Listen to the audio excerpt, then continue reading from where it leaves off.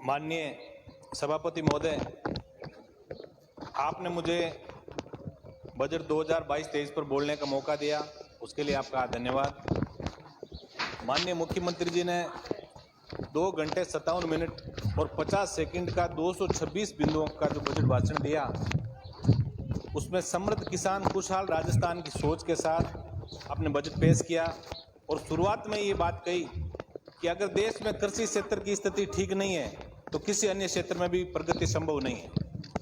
माननीय सभापति महोदय, आपके कृषि बजट को लेकर प्रदेश का आमजन टकटकी लगाए जो उम्मीद सरकार से कर रहा था वो पूरी नहीं हो पाई और सबसे ज्यादा उम्मीद आपके किसान बजट से थी, वो भी खोखला ही साबित हुआ।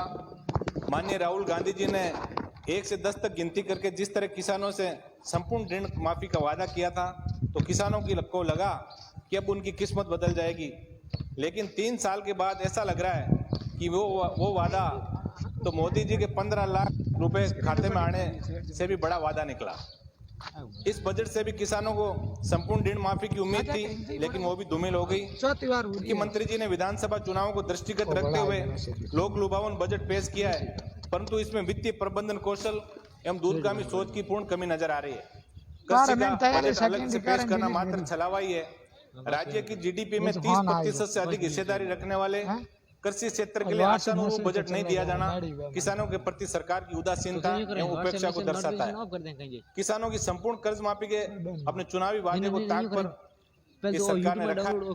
माननीय सभापति महोदय, किसान आंदोलन के बाद जिस तरह सत्ता पार्टी ने किसानों की मांगों पे पूरी तरह से संवेदनशीलता की बातें कही थी, लेकिन एमएसपी पे किसी भी तरह का कोई बोनस की घोषणा इस बजट में नहीं करके सरकार ने किसानों को उल्टा नाराज ही किया है।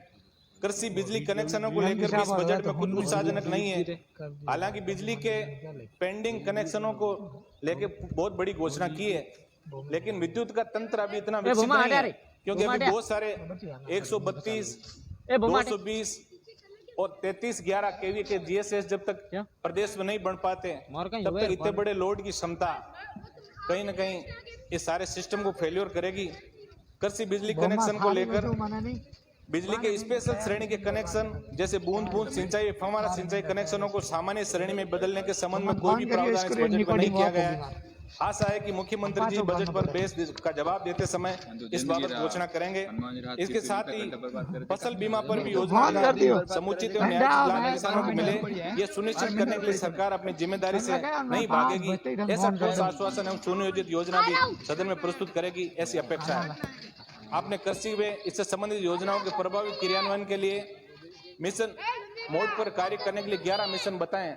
माननीय सभापति महोदय, राजस्थान जैविक खेती मिशन की बात इस बजट के अंदर बहुत बड़े पैमाने पर की गई, लेकिन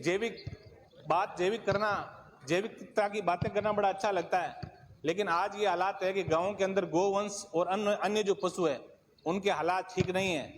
हर व्यक्ति, जैसे नागौरी नस्ल के बछड़ों की बात करूं तो मेले जो होते थे वो किसानों की आमदनी का सबसे बड़ा साधन था।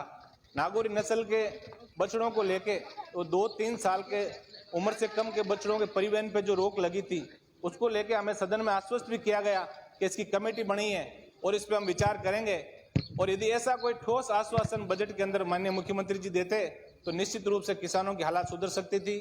शिव से आने वाले वरिष्ठ माननीय विधायक महोदय ने ऊंटों के ऊपर भी एक नीति की बात यहाँ सदन के अंदर रखी, लेकिन इन सब बातों का जिक्र बजट में नहीं होना कहीं ना कहीं किसानों के हितों पे कुठाराघात है। माननीय सभापति महोदय, आज दुनिया में मधुमेह जैसे रोग तेजी से फैल रहे हैं, जिसके लिए नागौरी पान मेथी की मांग बढ़ती जा रही है, जिसका सबसे ज्यादा उत्पादन मेरे विधानसभा क्षेत्र खींवसर में होता है। इस बजट में इस महत्वपूर्ण फसल के साथ साथ इसबगोल और जीरे के लिए भी नागौर या मुंडवा में अलग से मंडी खोली जावे, क्योंकि पान मेथी की फसल हर 15 दिन में बेचने के लिए किसानों को बिचौलियों के हाथ औने पौने दामों में बेचना पड़ता है। इसके लिए भी कोई ठोस प्रयास इस बजट के अंदर यदि कोई घोषणा होती तो निश्चित रूप से किसानों की हम काया पलट कर सकते थे। माननीय अध्यक्ष महोदय, पिछली बार भी सदन में 2-3 वर्ष से कम उम्र के बछड़ों पे लगी रोक को हटाने की जो बात कही थी, हम ये चाहेंगे हमारे विशेष आग्रह आपके माध्यम से माननीय मुख्यमंत्री जी से रहेगा, क्योंकि मेले जो है वो प्राय खत्म हो गए हैं, तो ऊंट और बछड़े दोनों के ऊपर कोई ठोस नीति सरकार बनाए तो निश्चित रूप से हम किसानों को एक अच्छी सौगात दे सकते हैं। माननीय सभापति महोदय, कृषि बजट में सहकार शब्द का इस्तेमाल कई मर्तबा होना चाहिए था, क्योंकि जब तक सहकार के स्लोगन के सब एक के लिए और एक सब के लिए पर ईमानदारी से ध्यान नहीं देंगे, तब तक सिर्फ किसान की खुशहाली की बात करना बेमानी है। माननीय सभापति महोदय, इसके लिए सहकारी संस्थाओं के चुनाव नियत समय पे हो, खाद बीज आदि के आवंटन में सहकारी संस्थाओं का कोटा निश्चित हो, क्रय विक्रय सहकारी संस्थाओं को भी जीएसएस की भांति सारे सरकारी लाभ प्राप्त हो, तथा नियमों में ये बदलाव किए जाएं कि माननीय सांसद व माननीय विधायक भी अपने कोटे से बजट जारी कर सकें। साथ ही सभी सहकारी समितियों में काम कर रहे संविदा कर्मियों को तत्काल नियमित किया जाए, क्योंकि कृषि आदानों के वितरण के साथ साथ सहकारी ऋण वितरण व एमएसपी की खरीद जैसे महत्वपूर्ण कार्य इन्हीं लोगों द्वारा संपादित किए जाते हैं। साथ ही सहकारी कार्मिकों को भी अन्य सरकारी कार्मिकों की भांति समस्त लाभ मिल सके, ताकि वो सही मनोयोग से किसानों की सेवा कर सकें। सहकारी संस्थाओं का त्रिस्तरीय ढांचा पूरी तरह से छिन्न भिन्न हो गया है। आज बड़ी विडंबना की बात है कि कृषि बजट जो सबसे महत्वपूर्ण था, इस बजट का अंग, आज माननीय कृषि मंत्री जी और माननीय सहकारी मंत्री जी दोनों यदि सदन में होते तो निश्चित रूप से कोई अपने अनुभव की बात यदि विधायक कहता तो कहीं ना कहीं सरकार तक वो बात पहुंचती। माननीय सभापति महोदय, जिस तरह अपेक्स बैंक, जिला सहकारी बैंक और ग्राम सेवा सहकारी समिति का कार्य विभाजन तय है, उसी तर्ज पर कृषि आदानों के संबंध में राजफेड, क्रय विक्रय सहकारी समितियां और ग्राम सेवा सहकारी समिति में तारतम्यता के लिए आवश्यक नियम बनाए जाएं। अधिकतर सहकारी संस्थाएं व सहकारी बैंक धीरे धीरे रसातल में जा रहे हैं। अगर समय रहते इन पर ध्यान नहीं दिया गया तो सहकार तंत्र भी डायनासोर की तरह लुप्त हो जाएगा। इसके लिए समस्त बैंकों व ग्राम सेवा सहकारी समितियों के ऋणों का पुनर्गठन तुरंत सरकार द्वारा किया जाए, जिससे सहकारी संस्थाओं की तरलता कायम रह सके।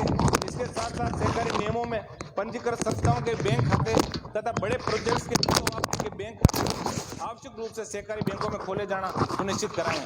माननीय सभापति महोदय, आज बजट के अंदर बिजली में 50 यूनिट की छूट करने की बात जरूर मुख्यमंत्री जी ने कही है, लेकिन बिजली के बिल तो बंद पड़े, घरों के भी 200 यूनिट से भी ज्यादा कई बार आ जाते हैं। अगर सही में विद्युत कंपनियों की दशा सुधारनी है तो इसके लिए कई अधिकारियों की बलि सरकार को लेनी पड़ेगी।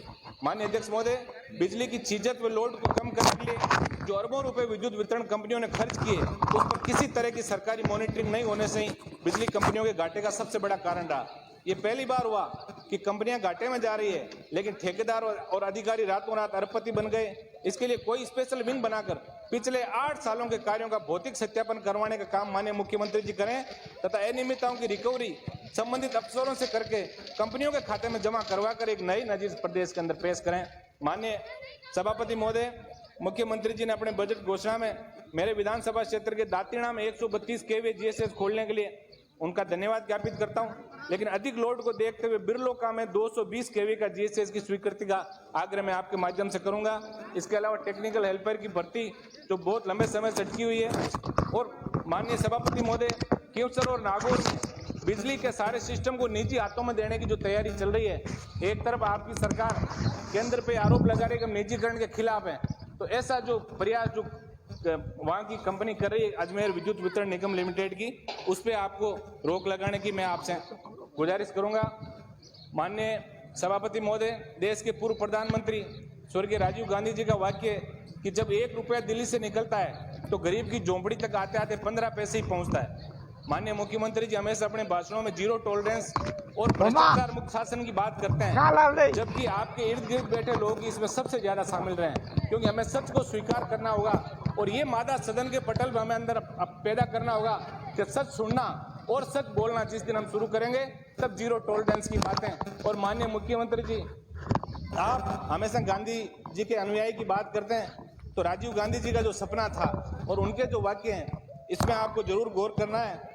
अगर आपके आसपास के 25 मीटर घेरे में बैठे लोग अपने आप में सुधार ले आए तो भ्रष्टाचार मुक्त शासन की बात सही साबित हो पाएगी। आपके इर्द गिर्द बैठे रहने वाले और सबसे ज्यादा अंदेशा तो आपके कान में बार बार बात करने वाले लोग यदि जीरो टॉलरेंस की ओर आएंगे तो निश्चित रूप से राजस्थान को हम जीरो टॉलरेंस की ओर ले जाएंगे। माननीय अध्यक्ष महोदय, प्रदेश के युवाओं के रोजगार के लिए कुछ खास नहीं हुआ और साथ ही प्रदेश के युवाओं के सपनों से खेलने के लिए बड़े बड़े वादे करने वाले मुख्यमंत्री जी ने एक दिन पहले ही कहा कि आरएस की परीक्षा आगे नहीं करने की बात उन्होंने अपने श्रीमुख से कही और दूसरे दिन ये फैसला आ गया। इससे ये घटनाएं दर्शाती है कि लोकतंत्र में ब्यूरोक्रेसी ही सब कुछ है और विधायिका का कद धीरे धीरे घट रहा है। ये महत्वपूर्ण बात हम सबको अपने जहन में उतारनी होगी। माननीय सभापति महोदय, आज हम ईमानदारी से बात करें तो गुड गवर्नेंस की बात में सुपन सा लगता है। कितनी संभाग स्तरीय, जिला स्तरीय व उपखंड स्तरीय बैठकों का आयोजन ईमानदारी से हो रहा है। क्या प्रशासनिक सुधार विभाग ने इस मामले में कभी कोई कार्रवाई किसी अधिकारी पे की है? इस बात पर यदि हम सोचेंगे और इस पे कोई ठोस कार्य योजना हम बनाएंगे तो निश्चित रूप से कहीं न कहीं गुड गवर्नेंस की ओर बढ़ेंगे। माननीय सभापति महोदय, रेगिस्तानी जिलों जैसलमेर, जोधपुर, बीकानेर, बाड़मेर, चूरू में नए प्राथमिक विद्यालय खोलने की बात अच्छी है, लेकिन इसके साथ साथ नागौर, पाली, अजमेर, सीकर और हनुमानगढ़ को शामिल करते तो इन जिलों की दूर दराज की ढाणियों में निवास करने वाले बच्चों को शिक्षा के लिए ज्यादा दूर नहीं जाना पड़ता। शिक्षा के क्षेत्र में अंग्रेजी माध्यम स्कूल की बातें आपने बजट में की, लेकिन क्यूसर विधानसभा क्षेत्र में आज तक कोई मॉडल स्कूल वहां नहीं खुल पाया। मैं आपके माध्यम से मांग करूंगा कि मॉडल स्कूल क्यूसर के अंदर खुले। पूर्व प्राथमिक शिक्षा के बारे में सरकार ने कोई रुचि नहीं दिखाई, जबकि नई शिक्षा नीति का सबसे ज्यादा फोकस पूर्व प्राथमिक शिक्षा पर ही है। माननीय सभा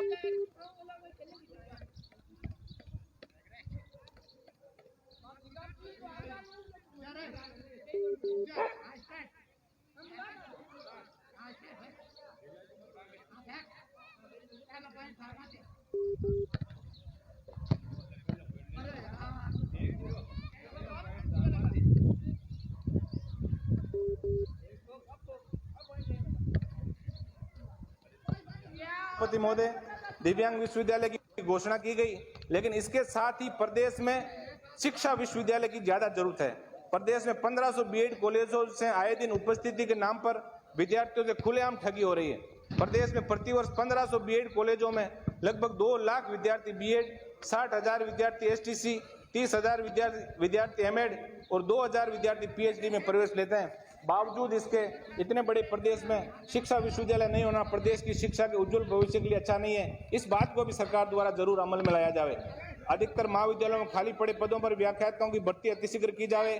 साथ ही क्यूसर महाविद्यालय का नाम लोक देवता वीर तेजाजी के नाम पर तथा जाइल के राजकीय महाविद्यालय का नामकरण जगत मामा पर करने का भी मैं आग्रह आपके माध्यम से मुख्यमंत्री जी से करूंगा। माननीय सभापति महोदय, मिला जुली के इस खेल ने प्रदेश में उच्च शिक्षा का तो भट्टा ही बिठा दिया, जिससे विश्वविद्यालयों में कार्यरत काबिल लोग अपने आप को ठगा सा महसूस करें।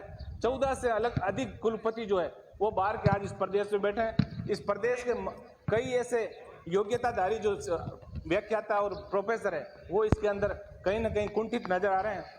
माननीय सभापति महोदय, किसानों की तरह जवानों, शिक्षित बेरोजगारों भी सरकार के कपट का ही सामना करना पड़ेगा।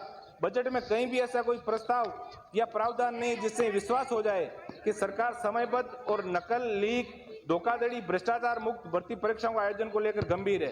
रीट में चीट की पोल खुलने के बाद सरकार इस बजट को अपने दाग धोने के लिए सिर्फ एक्सेल की तरह काम लेना चाह रही है, परंतु लाखों अभ्यर्थियों वाली इस परीक्षा में अरबों का भ्रष्टाचार हुआ है और सरकार नई परीक्षा से उस पर आवरण चढ़ाना चाह रही है। युवा नियमित परीक्षाओं के लिए भर्ती कैलेंडर की मांग कर रहे हैं। परीक्षाओं में बेईमानी रोकने के लिए कड़े कानून और नियामक संस्था की आवश्यकता है। कठोर नीति और सच्चे मन से ऐसा संभव है, परंतु अपने प्रियजनों को बचाने के लिए सीबीआई जांच से बचने वाली सरकार आरपीएससी, माध्यमिक शिक्षा बोर्ड एवं अधीनस्थ सेवा चयन बोर्ड तथा विभिन्न विश्वविद्यालय आदि को साफ सुथरा बनाएगी, ऐसा सोचना भी अब मुझे बेईमानी सा लगने लगा है। आप इंग्लिश टीचर का काडर बनाने की बात कर रहे हो, जबकि एक ही भर्ती के 4-4 साल तक कोई पेपर नहीं करा पाते हैं। माननीय सभापति महोदय, केंद्र व राज्य सरकार द्वारा वित्त पोषित जल जीवन मिशन में 60,000 करोड़ से अधिक बजट का आवंटन करके प्रत्येक घर तक शुद्ध जल पहुंचाने की प्रतिबद्धता का जिक्र किया है। माननीय पीएचडी मिनिस्टर साहब यहाँ बैठे हैं, मैं आपसे ये आपके माध्यम से मांग करूंगा। माननीय अध्यक्ष महोदय, जल जीवन मिशन जो कि लोगों के लिए जीवनदायक होने की बात सरकार कर रही है, वो ग्रामीण विकास के लिए अभिशाप बनकर आई है। आज इस मिशन ने गाँव की पिछले 10 वर्षों की सुंदरता को उजाड़ दिया, जिसका कोई रूरल डेवलपमेंट प्लान नहीं है। माननीय सभापति महोदय, सरकार को शहरी तरफ पर रूरल डेवलपमेंट प्लान का खाका तैयार करना होगा, जिससे गाँव में भी स्मार्ट विलेज जैसी कल्पना साकार हो सके। माननीय सभापति महोदय, मैं माननीय मुख्यमंत्री जी से प्रत्येक विधानसभा क्षेत्र में 15 ट्यूबवेल की घोषणा की मांग आपके माध्यम से करूंगा। इसके अलावा जो नरेगा के अंदर श्रम दिवस बढ़ाए उसके लिए उनको बधाई, लेकिन इसके साथ ही श्रम सामग्री अनुपात का विश्लेषण सरकार को करना चाहिए तथा नरेगा में पक्के निर्माण को वरीयता देते हुए सभी श्रेणी के लोगों को पीने के पानी के टांका निर्माण की अनुमति तथा नरेगा को कृषि कार्यों से जोड़ने का उचित समय है। माननीय सभापति, 2 मिनट में अपनी बात सर समाप्त करूंगा। क्यों सर के सामुदायिक स्वास्थ्य केंद्र को ट्रॉमा सेंटर में बदलने की मांग लंबे समय से चली आ रही है। माननीय सभापति महोदय, कोविड सहायक, पैरा टीचर, पंचायत सहायक, कुक कम हेल्पर, होमगार्ड के जवान सहित जो कर्मचारी अल्प मानदेय में लगे हुए हैं उनके नियमितीकरण करने और तब तक उनका मानदेय कम से कम 20,000 करते तो इन्हें अपना घर चलाने में और नैतिक बने सुविधा होती। इस पर भी सरकार को विचार करना होगा। मैं नागौर जिला मुख्यालय पर पंचायत राज शोध संस्थान की स्वीकृति की मांग भी आपके माध्यम से करूंगा। मुंडवा में उपखंड कार्यालय भी खुले और नागौर में आरओबी के जो काम अधूरे पड़े हैं उन कामों के ऊपर भी आपकी तरफ से मैं सरकार से आश्वासन चाहूंगा। आपने मुझे इस बजट पे बोलने का